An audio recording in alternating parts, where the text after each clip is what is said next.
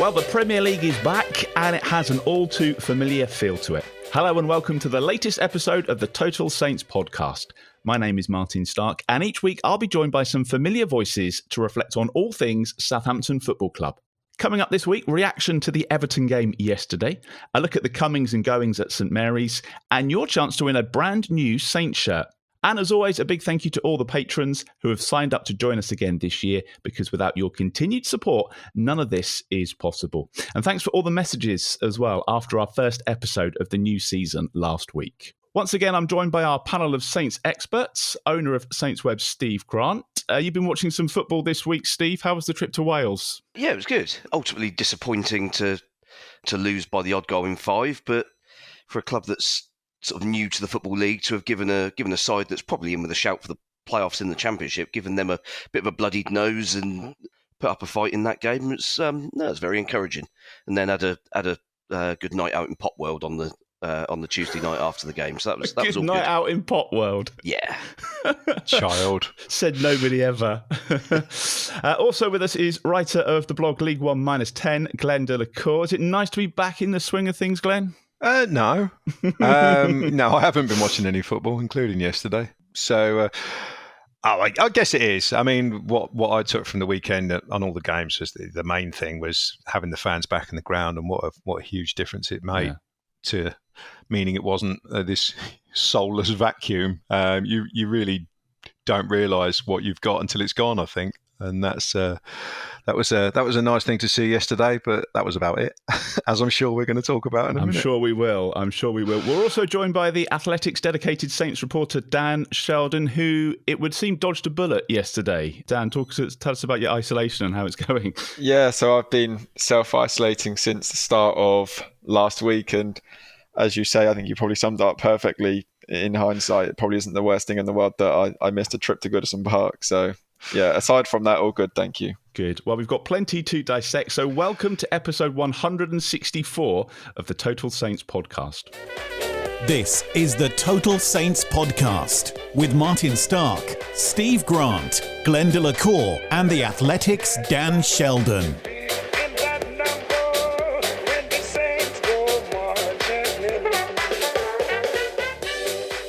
We've got some brand new patrons this week. Let's give a shout to James Gray, who we think is in Australia because he's signed up and he's paying his subs in Australian dollars. So hello to James. Also Simon Bly as well. And we've got our first Matt Letizier patron. This is Phil Cook, who's joined this week. He says, I've been a Saints fan for 25 years. I've lived in Southampton for a while, was also a season ticket holder for 7 years covering League One to the Premiership days. I now live in St Albans and I've got a young family, so I can't get to as many games as I used to, but I'm still as passionate about the Saints as ever. And Phil sent us a question because he says lots of experience has gone out the door this summer. Bertrand Ings, Vestergaard this week too. Is this just coincidental timing, or is it a symbol of something deeper rooted at the club? Do senior players not buy into Ralph Ball? And is it perhaps better suited to younger, hungry, less experienced players due to being quite a prescriptive of their positions at all times? So before we dissect yesterday's game, I think that's a really good place to start, what with the comings and goings of last week. So is it just a coincidence and timing that those players have left when they did, Dan? I think with Ryan, he'd been at the club several years and his contract came to an end, and you can almost understand him wanting a fresh challenge, something a bit different. Perhaps he wasn't at his best level in his last sort of year and a half, maybe 2 years. And while, of course, you can't replace, his experience, Ralph will feel that you can put in another player who is going to kind of run through a brick wall, do everything he kind of says, and so on. And with the Yannick Vestergaard one is really interesting for me because if he had gone to Leicester in January 2020, I don't think there would have been many fans sort of questioning it. I can't see it. Well, we've been questioning Leicester's sanity. Yes, exactly. You'd driven him there, Steve. And he had, let's not forget, he had a very, very good kind of start to last season until about sort of December, January, where he got injured and then didn't quite look the same player after that. Now, I'm not saying selling him was a good idea, but I'm just saying I don't get the kind of criticism directed at the club for selling Vestergaard. I think they got pretty good money for a player that in his time at the club played well for 4, 5, 6 months, maybe. It's easy to forget the rest of his performances, which had everyone pulling their hair out. Danny Ings, look, is it ever a good idea to sell Danny Ings? However the club spin it, I don't know. They obviously got great money, and I guess Adam Armstrong played well yesterday, which I'm sure we're going to touch on later. But I don't think you sit there as the club and go, right, okay, well, we're going to get rid of this experienced player, and this experienced player. Vestergaard, I reported earlier in the year that Vestergaard was always likely to move on this summer. Danny Ings, as I said last week, the club was surprised. The club were totally planning for him to be here. They didn't think anyone was going to come in for him. At no point until Christian Perslow picked up the phone and said, can we have Danny Ings? Did they think he was going anywhere? Although his intention was clearly to move on. And in terms of the second half of the question about young, hungry players, the way Ralph trains isn't to everybody's liking. It's intense, it's hard. He expects a lot, and not everyone wants to do that. So he will feel with the young players coming in, the Tino Livramento, Adam Armstrong, Romain Perrault, Armando Broja, that they are all going to run through brick walls and carry out his instructions for him. And that's exactly what he wants. They're the people he wants in the building. So was it a plan to lose all the experienced players? I wouldn't think it is, especially Danny Ings. And are we surprised to see Ralph signing younger players? Absolutely not, because it's what he's done in the past and it's what he'll continue to do. And the other thing I've read a bit about this week is that the players just aren't willing now to commit to a club for life. We don't see those one club heroes anymore. I think it was Francis Bernardi that was talking about this in an interview this week. Those days are gone. So I guess we fall in love with the players. We just need to get to expect that they will eventually move on and not mourn when they've gone. Were you happy with the ins that we got this week, Glenn? Because we were talking last week about Armstrong and Broja potentially coming in. Those deals were completed on Monday and Tuesday, and suddenly things look a bit more positive. Yeah, they do. We seem to have recruited the right profile players in terms of positions. Whether they are ultimately good enough remains to be seen, and you just hope that the scouting has been done. Initial signs yesterday on the ones that did play, certainly Livramento and Armstrong look good. Perrault, I think, is going to take a little bit of time to get up to speed. Yeah, but overall, I think the incomings, they're not disasters. It's far too early to tell. I don't know why Broja wasn't on the bench yesterday. Maybe he's got a knock or something like that. Who was the striker on the bench yesterday? There wasn't one. There wasn't one. Yeah, it was a bit weird. Out of 9. Yeah, so Obafemi wasn't on there, and I know Shane Long wasn't on there because that was the first thing I checked, just to make sure. But no, overall, I've been happy with the incomings. Just to touch on something Dan said there, did I read somewhere that Danny Ings admitted that Saints was only ever a one contract thing? Yeah, there was an interview in the Telegraph on Thursday, I think. Just seemed very cold. Yeah, it seems cold because of the hometown connection sort of thing. You can maybe understand it from a player from a different part of the country, or someone like Vestergaard from a foreign country. But then Saints have set themselves up as this, our model is to bring players in, improve them, and if they do well, they move on to a bigger club. That's why a lot of these players join us. So, and that's the club. That's nothing to do with the manager. That's been a club policy for quite a long time, going right back to Sadio Mane, Virgil van Dijk days. There was always this intention that they'd prove themselves and then move on. So I don't think we can be particularly surprised if players do well and want to move on. Expectations from fans, isn't it? And not falling in love with them too much. I think that's where we've got to be. Let's move on to the game from yesterday. Looking back at our predictions from last weekend, Steve, did we expect anything other than a defeat, really? No. It's the double whammy of opening day of the season where we've won, I think, 2 in the Premier League era, and Goodison Park where we've won 1 in the Premier League era. So, to be honest, it's kind of a good thing to get combine the 2 into one game and just get it out of the way with. It was frustrating because the first half was so promising, and yet it's also kind of very Groundhog Day, isn't it? This is exactly the sort of stuff we were discussing last season, in that we would have a decent first half. The opposition would realise that they've kind of underperformed. The manager would identify something, make a slight adjustment, even if it's just an adjustment in the tempo that they play at. And you could already see at the start of the second half that opposition is already pushing us back and causing us problems. And we don't seem to have any idea of how to react to this situation. And we obviously shot ourselves in the foot by conceding a pretty soft goal, 2 minutes into the second half? The crowd at Goodison Park is one of those where basically if you give them a reason to kind of be optimistic and get up, then it becomes a very difficult place for an away team to play football. In the first half, we found it relatively easy because they were getting on the players' backs, because we were hassling and harrying them, forcing them into mistakes, creating a few chances. Obviously, scored a goal that, I mean, from Everton's perspective, is an absolute shocker. Yeah.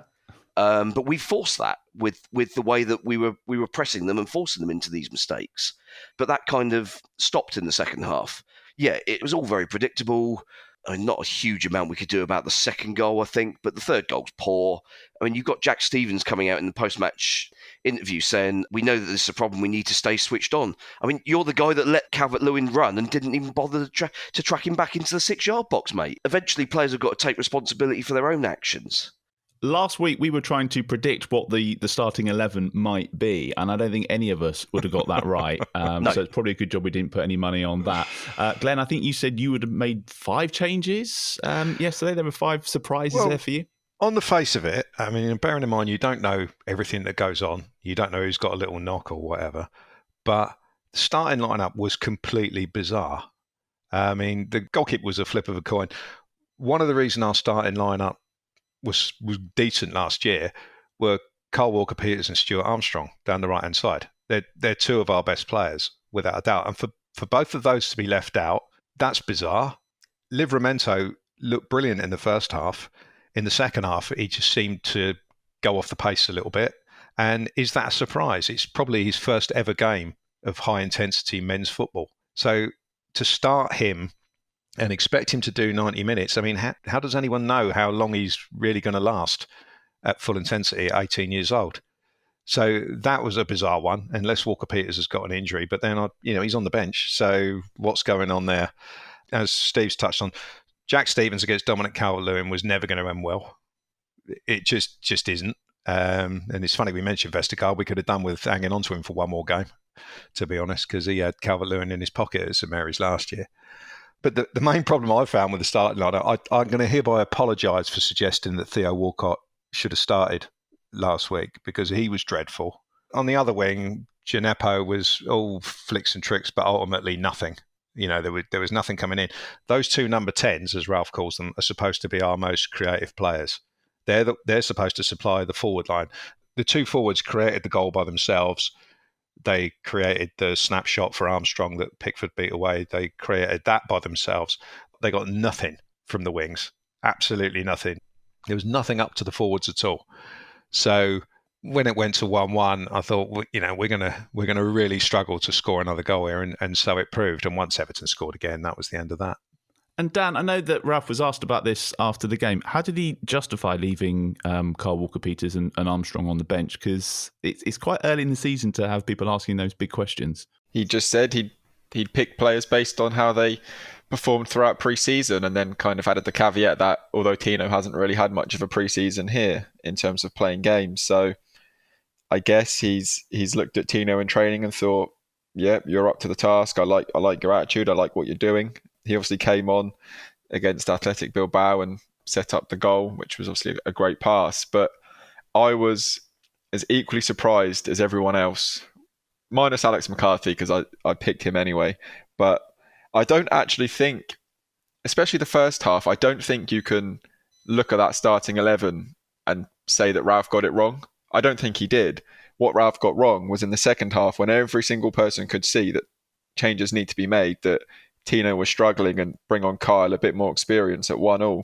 And then the forward players, as Glenn mentioned, the chances they created were created by themselves. They didn't have any kind of service. And Gineppo, on the face of it, probably had one of his better games. But as Glenn said, it's all twists, turns, and I beat one more man, and he never beats that one more man. Or, he'll try and play a pass that's not quite there. You're looking at it and thinking you've got Stuart Armstrong on the bench, Nathan Teller, Nathan Redmond. For so long, Ralph has bemoaned the fact that he hasn't got a squad big enough, or he hasn't got any substitutes that can help change a game. Well, it's no good having them and not using them. And that was kind of my main takeaway. I thought first half they were great. Second half, Benitez reacted and Ralph didn't. And Southampton paid the price. And I think Steve made a good point earlier as well, in where he said that the crowd at Goodison Park, and that is something that now Southampton are going to have to deal with. At 1-0 at Goodison Park with no fans in there, you'd imagine Everton, you're just not going to have anything. They get that goal and the game could peter out at 1-1. But as soon as that crowd's there now on Southampton's players' backs and everything Everton do, they're kind of willing them on. It's going to make such a big difference this season, I think. And obviously it's a great thing, but Southampton were just on the wrong end of it yesterday. And it's not going to be any easier back at St Mary's in front of a sellout either. I'm just thinking, are there any positives we can take out of yesterday? Steve, we scored on the opening day of the season. That's something. Yeah, I mean, Armstrong's off the mark straight away, which is always good when you pay decent money for a centre forward. If you kind of want them to get that feeling of scoring a goal sort of started immediately, and yeah, he did that, and I mean, it's a great finish. Not entirely sure he needed to absolutely welly it into the top corner when he's one-on-one with the keeper, but fair play for having the confidence to do it. I mean, as Dan said, Livramento was excellent first half. Much like everybody else, I was looking at that starting lineup thinking, this is a little bit left field. And then the first 25, 30 minutes or so, you looked at the way that Livramento was dribbling with the ball and interchanging with players on that right flank. You thought, okay, that's why he's picked him. This makes a little bit of sense.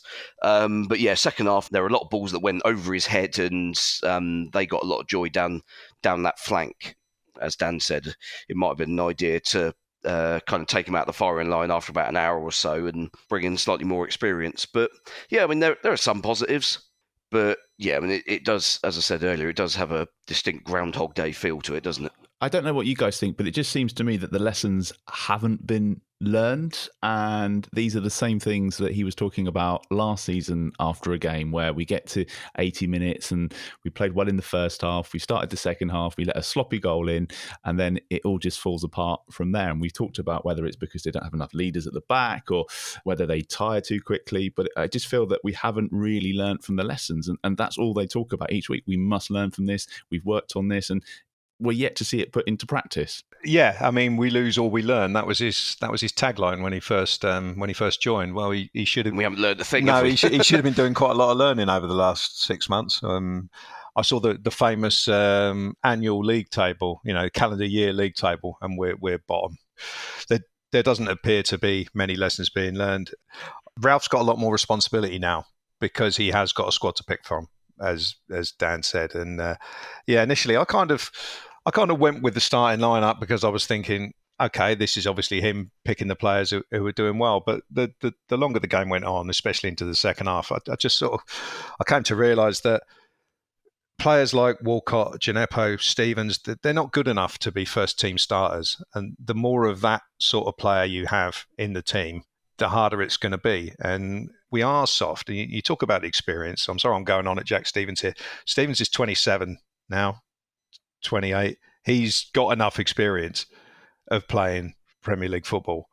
So I don't think we can say we have no leaders at the back. Yes, the other three, one's new, one's young, and the other one, Salisu, is, he's only been here a year and he's still a little bit raw. But yeah, I would say that the lessons have not been learned, and that's both the players and the manager. Well, we know there might be one more addition at least at the back, Dan. Ralph's been quite vocal about this week. He's been quite honest about that. What are your thoughts on who might come in? Do you know where they're looking? What we might expect to see over the next week or so? Well, they're looking for a player that can play kind of more than one role. And I think after yesterday, it's evident that they do need strengthening at the back. Ralph likes 2 players for every position, and at the moment they've only got 3 centre-halves. Although you watch yesterday's game and you speak to people afterwards and they all say the same thing. At the back, Southampton can get away with it at times, but going forward, they just don't have a player that can create anything. And again, you're watching that match on Saturday and you are thinking the same. You are thinking, well, where's this goal going to come from, or who's going to create what? But in terms of, their main target now, of course, is replacing Yannick, and that search is well underway.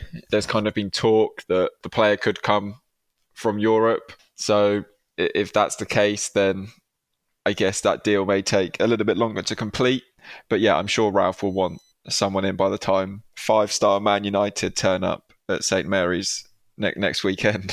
You look at it though. I mean, last year we had Vestergaard, and we had Bednarek. The combinations that we got this season, the defence is going to be worse.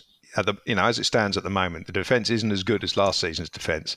And that was a bad, horrible thing to say. And we let in 60-odd goals. There needs to be something done. I mean, yeah, ideally we'd like a centre-half who can also play left-back to cover Perrault. But, we need a proper central defender. I don't think we can mess around with this and expect to pick one up for £5 million like we did with Bednarek back in the day and give him time to develop. I think Gary Cahill's available immediately. Yeah. I mean, we had that conversation about Gary Cahill 2 years ago. He must be about 46 by now. But we'd still take him, wouldn't we? The club wouldn't, but we would still probably take someone like that to stick in at the back and put a foot in. Didn't he price himself out of a Crystal Palace day? Oh, God. Isn't that what happened? I don't know. So we've got no chance. Well, I mean, I don't know. I don't think he's going to come cheap. Well, he was supposedly on about $100,000 a week at Palace in the 2-year deal that just elapsed. I would imagine that Palace were looking to reduce that fairly significantly. I mean, meet halfway. But he's not really the answer, though, is he? He's the 30s. Well, but he kind of covers a few bases in that. Not only has he got experience of actually being successful. I mean, he's a Champions League winner. Europa League winner, Premier League winner. He used to play for Chelsea as well. We always signed them. Well, yeah, exactly. He gives us that experience and the leadership that at the moment we're sorely lacking. The only organisational voice we have at the back is Jack Stevens. And the problem is that is the only asset that Jack Stevens has as a Premier League defender, because he's not a Premier League quality defender. And you can't have someone in there who's, okay, he's going to organise everybody else, but he can't organise his own game. And that's a problem. So having someone like Cahill alongside either Salisu or Bednarek to kind of organise those two defenders who are kind of raw attributes are there for all to see. And you can see that they will be good with the right coaching and environment. And I mean, I thought Salisu actually was excellent yesterday, apart from when he ducked under the ball for Richarlison's equaliser. Yeah. Just to say, I've just got it up now. So Southampton conceded 68 goals last year. Crystal Palace then conceded 66. So just throwing it out there about Gary Cahill. I mean, they were just as bad as Southampton, if not marginally better by 2 goals. Well, yeah, I mean, they had one huge defeat as well, didn't they? They shipped 7 I do see the Liverpool. argument. I was just playing devil's advocate. I do see, you can see the need for a bit of experience in there, can't you? Otherwise, it's going to be a long old slog. Yeah, I mean, even if it's just for a year, while you kind of scout somebody who's going to be something a little bit more long term. Yeah, but it's a bit of both, isn't it? As I guess you'd say, take a bit from column A and a bit from column B in terms of you want them to go and buy a proper centre half and spend the money on one, but at the same time, if they've got a bit of experience, then that's even better. But is Phil Jones a viable option? Well, I read this morning that he didn't want to give up his number 4 shirt at Man United. That was amusing. I mean, he's not going to play a minute for Man United. No. We do have a number 4 shirt free as well, don't we, at the moment? So. Yeah, we do. He's not going to play a minute for anyone. He's been injured for about 6 years, hasn't he? You're listening to the Total Saints podcast, going to the heart of all things Saints FC.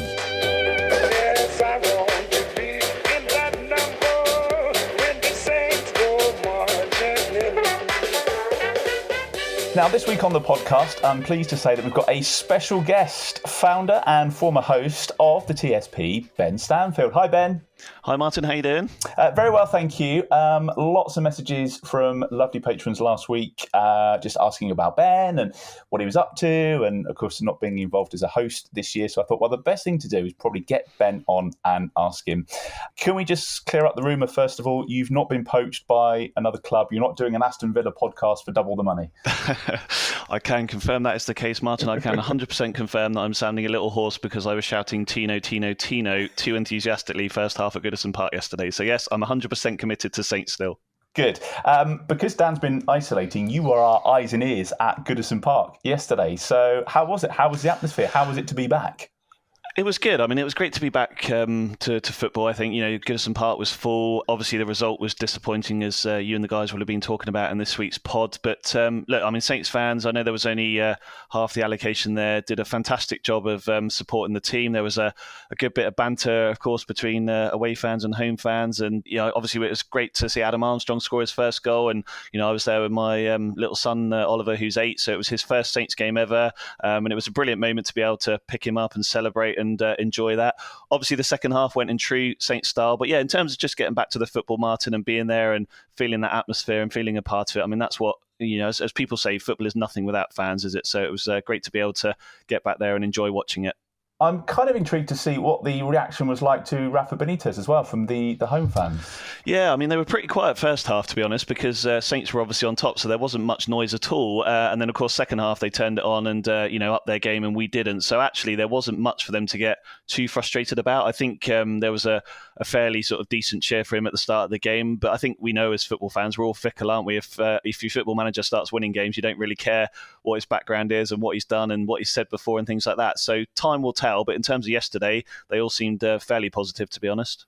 We've spoken this week about the shock and surprise at the starting lineup yesterday. Did you pick that up among the Saints fans? Was there a bit of surprise and a bit of confusion? Yeah, I can only speak for myself, but it's great, isn't it? First came back, you sat there and you're hearing the Everton announcer reading out the team, and you just sat there shaking your head straight away. And yeah, I couldn't believe it. I mean, obviously the Everton team came out and you thought, well, that sounds pretty, what you would have expected as their 11. It looks pretty strong. And then straight away, you see Jack Stevens up there, bless him, and obviously Livramento in and Gineppo and things like that. So yeah, I think there was an element of surprise. Even sort of later on in the game, which we potentially talk about in a minute.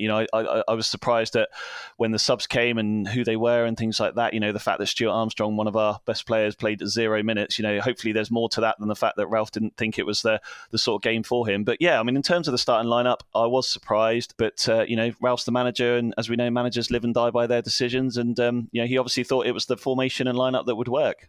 And who were the standout players for you in the first half? Obviously, Armstrong getting off the score sheet. Yeah, I thought Livramento played well at right back. He had Lucas Dean and Rickarlson on his side. Theo Walcott wasn't providing masses of defensive support. So bearing in mind it was his debut as well, I thought he did a really, really good job at right back. Obviously, second half, they upped their game, as I say. And, again, without much support, they did sort of overrun him a little bit. So I thought he had a good game. Shea Adams worked hard. He was obviously trying to sort of win flick on, set up the goal for Adam Armstrong. And, again, I thought Armstrong looked really, really good for a player that stepped up from the Championship. He was quick, he was putting himself around, closing down, obviously took his goal fabulously well. And to be fair to him, much like the whole team, Martin, they didn't really give him much service in the second half, so he didn't get much of a chance. But those three I thought stood out, particularly Livramento and Armstrong.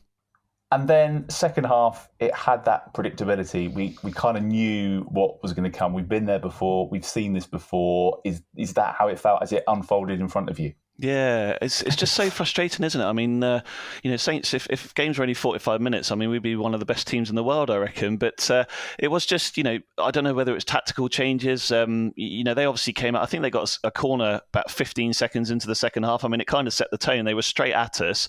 We obviously let in a goal that Salasso and McCarthy seemed to leave it to each other. And I heard Jack Stevens say after the game that goal killed us. And you kind of worry about that as a Saints fan, that, it was only an equaliser and there was still 45 minutes to go. And that was the sort of mentality. But yeah, they just, they took the game to us and we didn't really get out of our own half for much of the second half. And it was frustrating. And I suppose, based on our record at Goodison Park, Martin, it was typical, really. Well, we did talk about this last week. We never win the first game and we never really win at Goodison. So I don't know quite what we're expecting. But yeah. One thing we did talk about was the strength of depth on the bench. That was a problem for us last year. We never really had the players to bring on. Yep. You've got the likes of Kyle Walker-Peters. You've got Stuart Armstrong on the bench and some of the others too that can come in. He just seemed to take too long. And I know Ralph has said that he felt the team were getting back into the game at that point. But you just feel like that injection and the fresh legs and just the motivation from the fans might have helped. 100%. I mean, obviously they equalised and then they had a good sort of 5-10 minutes. And it got to about 65 minutes and Saints had got themselves back into the game. Gineppo and Puri down the left side were having a bit of luck. And you felt at that moment as a Saints fan, I was stood there thinking, now is the time to bring on Nathan Tella for Theo Walcott. Now's the time to bring on Stuart Armstrong for Gineppo and go and win this game. And he didn't do that. And then they obviously brought on Iwobi, who I don't necessarily rate, but again, he changed the game and sort of helped give them a bit of positivity. And they scored, I think, about 5 minutes after they made the sub. And it was kind of, fair play to Everton almost. They'd made that move and they got rewarded for it. And that was one of the frustrations which I think lots of Saints fans have since felt about the game, is that, there was a chance there for Ralph to make an impact in the game and he didn't do it. And ironically, as managers do, he brought on Tella and Diallo, I think it was, literally straight after they scored the second goal. And it was kind of like game over by then. So yeah, lots of frustration around Martin. But as I say, it's the first game of the season, is it? And, I know that this is sort of an overhanging run from the end of last season, but I suppose it's important that we don't lose the plot straight away. Yeah, we'll take some positives from it. Tell us a bit about the work you've been doing over the summer on the podcast and the website and the bits with the patrons.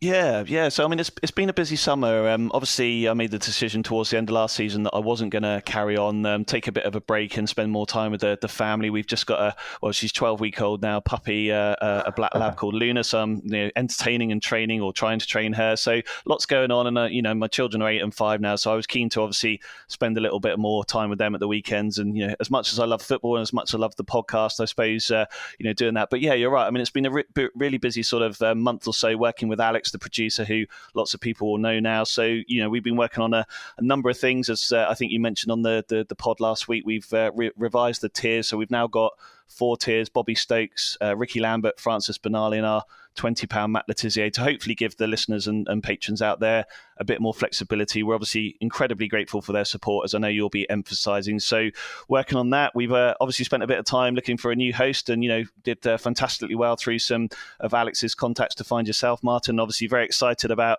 listening to your work this season and some fresh ideas. We've updated the branding. We got TSP or Total Saints registered as a limited company now, so that we can start to think a little bit more with our business heads. And, as chief bean counter, as I think my official job is now, that's obviously going to give me a little bit more to work on. And we're sort of working on something with one of our patrons at the moment that will be coming out in the next few weeks, which hopefully will be a bit of an online store where some of our listeners can buy sort of memories and images of Saints yesteryear and some of the iconic moments that have happened throughout the years. So watch this space on that. But yeah, it's been a really busy few weeks getting us to the position where I can sort of hand over the reins to you as host, and everything else will sort of work in the background.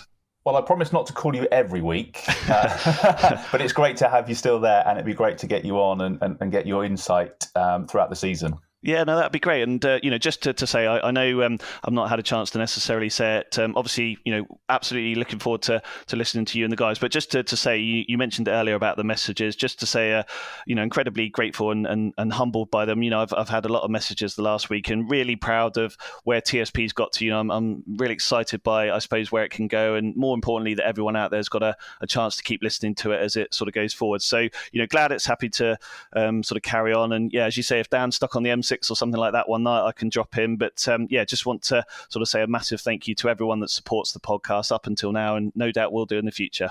Final question. Your son's not been put off by yesterday, has he? Do you know what? I got the sense that he was going to burst into tears on the way out, so I was trying to sort of remind him that football's just a game. You win some, you lose some, and all that sort of thing. And he managed to compose himself. But I got to say, it was his first game, and he was getting into all the songs. Obviously, I was trying not to encourage him to sing the inappropriate ones, but I think he really enjoyed it. And obviously, it was disappointing. And fingers crossed, Martin, the next time that we go and see them, there'll be a win, and then he'll enjoy it even more. This is the Total Saints podcast, proudly underpinned by our TSP patrons.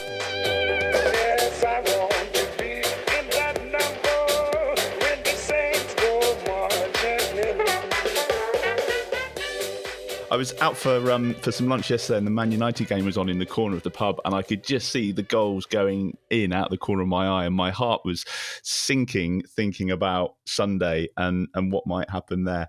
Great start for United yesterday. Who starts on Sunday at St Mary's for you, Glen? Oh my word! Well, no, we'll play the same formation because we always do. It's got to be better than last time against United, hasn't it? One would hope. Hold my beer. I don't know. I mean, I'd start Kyle Walker-Peters and Armstrong. I'd probably start Livramento in front of Kyle Walker-Peters on the right wing. I certainly wouldn't start the three players that have dug out already. I know Bednarek was missing probably because he's been on paternity leave. As Roy Keane legendarily said in commentary once, he didn't have the baby himself, did he? So I would hope he's available next week. I don't know. I mean, after yesterday's starting lineup, I think it's a bit pointless trying to guess. I know what I'd do, but I just hope the man that matters gets it right this week. And as Dan said, he recognises that a change needs making. He recognises when a change needs making, and actually does it, because there's no excuses now to leave an underperforming player on the pitch. If someone has a dreadful first half, one of the forwards, and you've got lots of players on the bench, it all went a bit Gareth Southgate in the final, didn't it? Yeah. Where he's got all these options and suddenly he gets decision incontinence and doesn't seem to know what to do with it.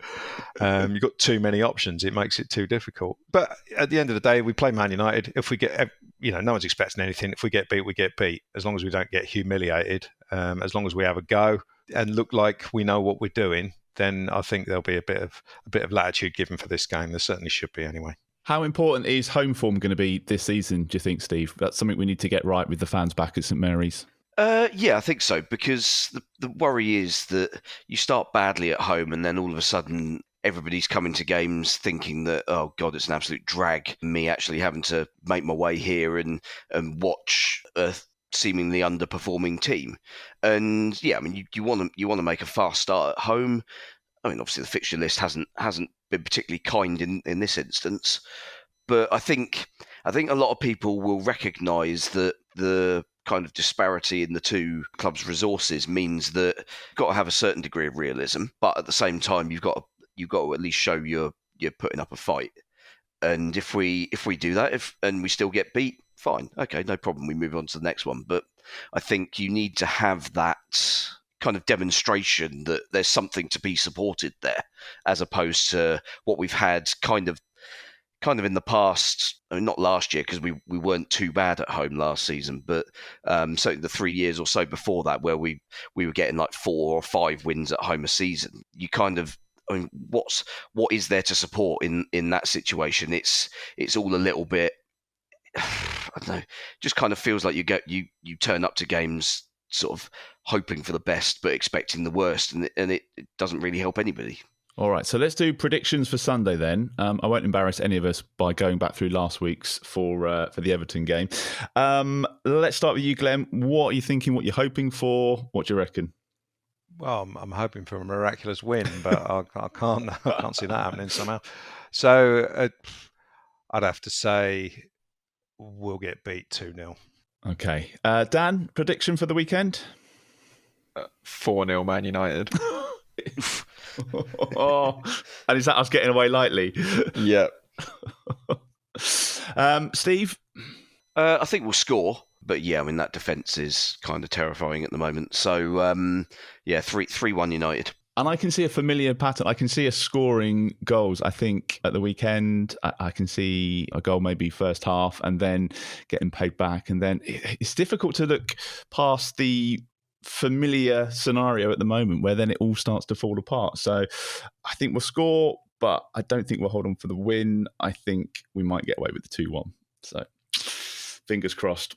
Competition time now. The new season is here and we've got together with Kits and Kicks on Twitter to give one lucky Saints fan the chance to win a brand new shirt of their choosing. To enter, you just have to follow both the Total Saints podcast and Kits and Kicks on Twitter and retweet the competition post. The winner will be chosen this coming Wednesday. That's the 18th at 7:00.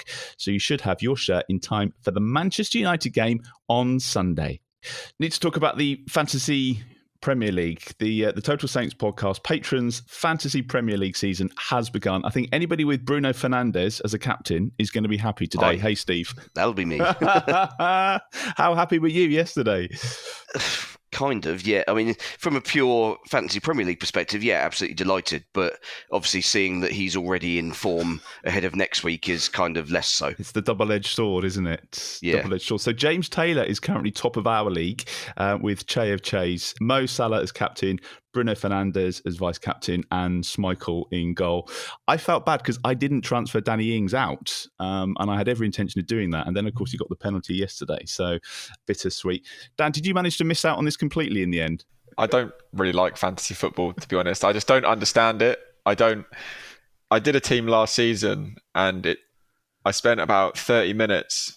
By the time the transfer window ended, about 4 of the players were no longer playing in the Premier League. And I couldn't figure out how to take them out of the team, so I just deleted the app, and that was that. And yeah, I'm just not made for fantasy football. It's not your thing. No, that's fine. But I wish it was, because it's, I know so many people that play it and have a good laugh doing it, but I just can't get my head around it. It does take up a lot of your time. Were you happy with the team yesterday, Glenn? A few points? Yeah, it's one of those things where I don't. It's very much a secondary thing. So to be honest, I've got it up on my phone now, and I've seen that I've done reasonably well. But I honestly haven't looked at it since I slammed the laptop since shut 7 a.m. this morning at 5 o'clock. Yeah, after the game yesterday. Vowing not to watch Match of the Day last night. We weren't last on Match of the Day again, were we? I don't think. I would assume that regardless of the context, Burnley against Brighton would always be your last pick for Match of the Day. My thanks to Steve, to Glenn and to Dan. I look forward to chatting again after the Manchester United game, which should be an interesting one. To find out more about becoming a Total Saints patron, don't forget to check out the website. This year there's a level for everyone, starting with the Bobby Stokes tier for just £5. And don't forget to follow this podcast wherever you're listening. If you're listening on Apple Podcasts, we'd love a rating and a review. On the socials, we are at Total Saints Pod. That's on Twitter and Facebook. You can always drop us an email via the website. Thanks again for listening. Have a great week and enjoy the game on Sunday.